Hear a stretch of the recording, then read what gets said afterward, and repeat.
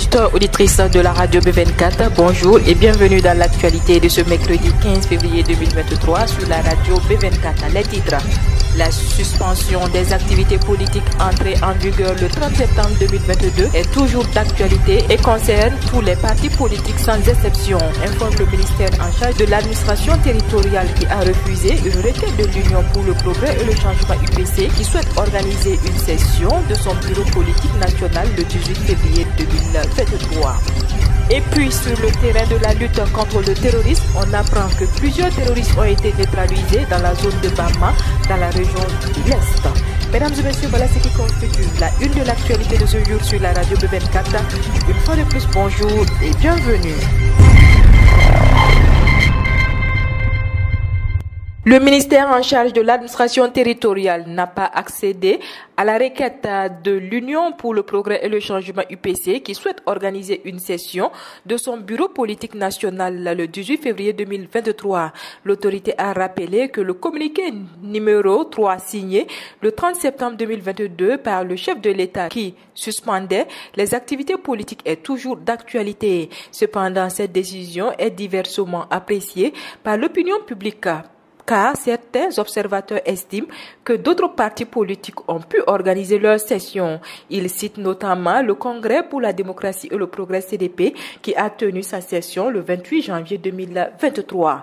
Notons toutefois que le ministère en charge de l'administration territoriale, dans une lettre datée du 31 janvier 2023, a adressé un avertissement aux partis pour avoir passé en outre la directive du chef de l'État. Je vous le disais en titre, les forces combattantes ont tendu hier mardi 14 février 2023 une embuscade à un groupe armé terroriste dans la zone de Pama, région de l'Est du Burkina Faso. L'opération a permis de neutraliser plusieurs terroristes et récupérer des armes et des munitions. La sécurisation de la zone de Pama va se poursuivre afin de délivrer la ville de l'auto-terroriste selon les sources sécuritaires. Toute autre chose à présent, la Cour des comptes présente le rapport public 2021. Après avoir présenté ce rapport au chef de l'État le 6 février dernier, la Cour des comptes a respecté sa tradition qui est de détailler le contenu de ce rapport devant la presse hier mardi 14 février 2023. À entendre le premier président de la Cour des comptes,